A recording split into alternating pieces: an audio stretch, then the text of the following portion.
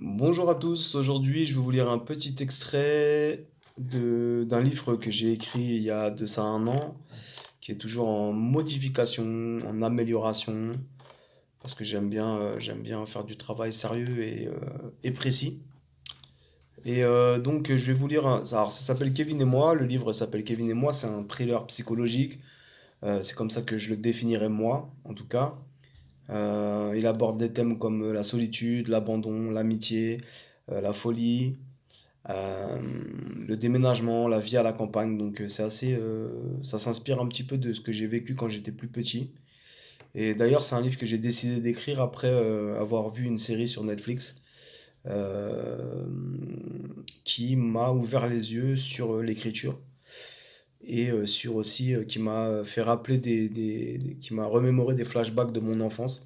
Donc évidemment, c'est romancé, ce n'est pas une histoire vraie, mais pas mal des inspirations de ce livre sont réelles et voilà. Donc je vais vous lire le chapitre 4 qui s'appelle Le chimpanzé et qui se situe au début du récit. Chapitre 4, le chimpanzé. Le miroir, notre meilleur ami ou notre pire ennemi, tout dépend de la façon dont nous l'abordons. Manque de confiance en soi ou narcissisme exacerbé, chacun d'entre nous entretient un rapport différent avec cet objet du quotidien. Moi, je n'aimais pas trop m'y regarder, je ne supportais pas mon reflet. Je ne faisais pas partie de ces personnes qui passaient leur temps à se contempler, s'admirer devant cette surface froide, plane et lisse. Quand je me déshabillais dans la salle d'eau ou prenais ma douche, mon regard ne s'attardait jamais sur le grand miroir de l'armoire. Tout nu, je détestais l'image que le miroir me renvoyait. Ce corps, le mien, que je haïssais, ces membres disgracieux qui ne ressemblaient à rien. Quant à mon oreille, elle était invisible. Je ne la regardais jamais. Jamais. Miroir, miroir, qui est le plus beau? Pas moi, laisse-moi tranquille. Pourquoi a-t-on besoin d'avoir des miroirs chez soi? Dans ma chambre, il n'y en avait pas. Je flippais des miroirs la nuit. Ma mère avait tenté vainement d'en installer un, mais je l'avais retourné contre le mur pour ne pas avoir à croiser mon reflet dans l'obscurité. Du coup, dépitée et agacée, elle l'avait retiré le jour suivant. Tu es vraiment bête, que veux-tu donc qu'un miroir te fasse? Avait-elle dit d'un ton désespéré. Je n'y avais rien répondu. Je pensais qu'elle me prendrait pour un fou. Imaginez un peu. Vous vous levez en pleine nuit pour aller aux toilettes et la seule chose que vous voyez en tournant votre visage, c'est vous. Mais pas le vous de d'habitude, non, le vous de la nuit. Celui qui vit caché et qui ne sort qu'une fois le soleil couché. Imaginez-vous regarder votre miroir avec une expression neutre et que votre reflet tout à coup se mette à sourire ou à pleurer, ou tout simplement que vous ne vous reconnaissiez pas dans le miroir. Faites le test vous-même si vous en possédez. Levez-vous la nuit et prenez le temps de vous observer. Je suis prêt à parier que le jour suivant, vous allez flipper juste en y pensant. Je sais déjà que peu d'entre vous le feront. Personne n'aime se regarder dans les miroirs en pleine nuit. Nous avons tous trop peur de ce que nous pourrions y découvrir. Les pupilles dilatées, le cœur battant, une sorte d'aura noire et maléfique nous entourant. En réalité, tous les miroirs sont des objets étranges. Je ne connais personne qui aime s'y regarder la nuit, tout seul, sans lumière, juste ce reflet insipide du visage qui se dessine contour par contour, trait par trait, pour former finalement un autre soi que le soi initial. Comme si la nuit nos visages se transformaient, nos expressions devenaient différentes, nos yeux portaient en eux quelque chose d'étrange et de terrifiant. Sommes-nous réellement comme ce que nous voyons? Certains traits de nos visages peuvent-ils s'avérer plus prononcés dans un miroir que dans la réalité? Et personne n'est capable d'apporter une explication sensée à ce fascinant état de fait. Moi, j'avais une obsession depuis l'annonce dans cette émission. Il fallait que je vérifie si c'était bien la vérité, si à force de rester à se regarder face à un miroir sans cligner des yeux, un chimpanzé allait prendre la place de mon reflet. Quand on entend ce genre de choses et que l'on ne croit en rien, une telle idée paraît si stupide et idiote qu'elle peut faire sourire, voire même rire aux éclats. Les incrédules, les personnes qui ne développent aucun attrait pour l'occulte et l'étrange, qui possèdent un scepticisme à toute épreuve, seront d'ailleurs les premiers à en rire. Mais moi, je voulais en avoir le cœur net.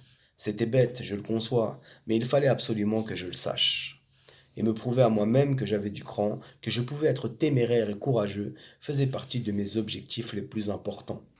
Bien sûr, je n'allais pas faire cette expérience de nuit, tout simplement parce que techniquement, cela aurait été beaucoup trop compliqué, il fallait se l'avouer. Et puis, parce que j'avais peur. Je n'ai pas honte de le dire. On peut aimer le paranormal et l'occulte, mais en avoir peur. D'ailleurs, la peur est le seul véritable intérêt de la vie avec l'amour.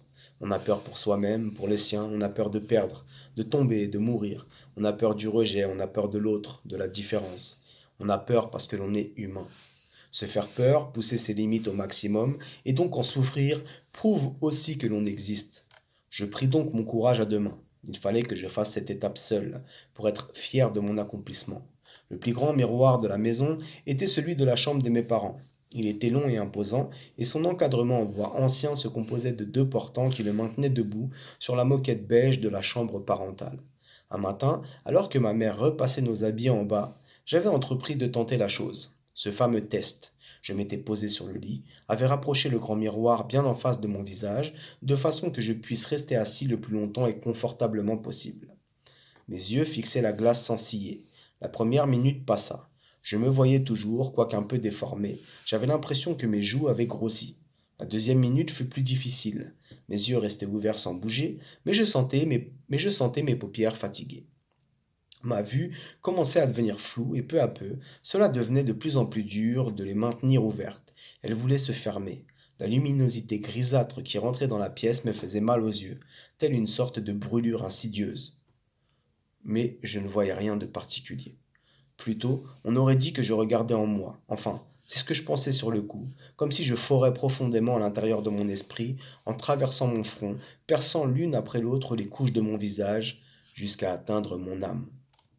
Cette sensation était étrange, mais pas du tout désagréable à vivre. Et je peux comprendre que cela puisse paraître très bizarre, mais c'est exactement ce que j'ai pu ressentir à cet instant présent. La troisième et quatrième minute, rien ne se passa.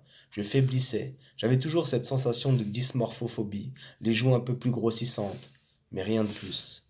J'esquissais un sourire de naïveté, un peu benêt, en secouant lentement la tête de gauche à droite. Comment avais-je croire en de telles bêtises? Mais après avoir continué un peu, comme pour me prouver à moi-même que cela ne se produirait pas, je commençais à distinguer dans mon reflet un début de trait simien. Tout d'abord dans le regard. Mon sang ne fit qu'un tour, et je sentis des milliers de petites pointes progresser dans mes doigts, puis dans mes bras, jusqu'à atteindre ma nuque. Une sensation de chaleur intense apparut dans ma poitrine, et ma respiration s'accéléra. Je sentais l'air tenter de passer entre mes bronches, ce qui provoquait un léger sifflement. Mes yeux continuaient de fixer imperturbablement le miroir, et je vis apparaître, peu à peu, un visage simiesque.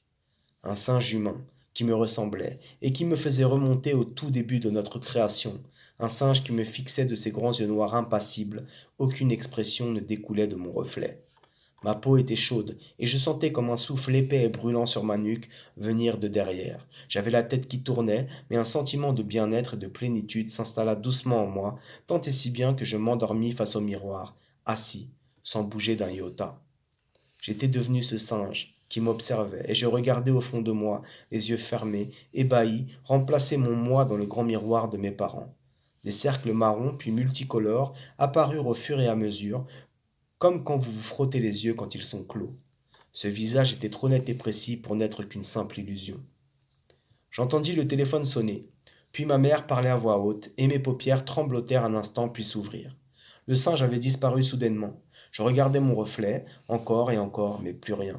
Seuls des petits points noirs flottaient devant moi, brisant la lumière par endroits, tels de petites mouches tournoyantes. Le chimpanzé dans le miroir était parti. Il avait disparu. La dame de l'émission disait donc vrai. Combien de téléspectateurs et téléspectatrices avaient tenté le test du miroir chez eux? Je ne devais pas être le seul illuminé à l'avoir fait, ni le seul à trouver un résultat concluant. Le standard téléphonique de la chaîne télévisée avait dû exploser. Les gens affolés ou excités appelant pour confirmer la thèse de la jeune femme. Bordel, ça marchait réellement. Flippant comme expérience, mais tellement enrichissante d'un point de vue ésotérique. Qui était ce foutu chimpanzé? Moi? Mon ancêtre? Comment diable avait-il pu prendre la place de mon reflet et lire à travers moi de cette manière? Je me sentais fier d'avoir accompli une telle chose. Je ne sais pas pourquoi d'ailleurs, mais nous tenions peut-être la preuve qui venait confirmer la théorie de l'évolution de Darwin. Les religions, les prédicateurs, les prophètes, tout cela remis en cause par une jeune femme dans une émission télévisée sur la Une. Si nous ne descendions pas du singe, pourquoi ce singe avait-il pris les traits de mon visage? Était-ce une hallucination fabriquée par mon esprit? M'étais-je auto-persuadé à un tel point que je ne pouvais qu'y croire? Je me posais cette question. Je n'ai jamais retenté l'expérience, de peur qu'elle échoue cette fois-ci, ou qu'elle m'emmène encore plus loin. Voilà, j'espère que ça vous a plu.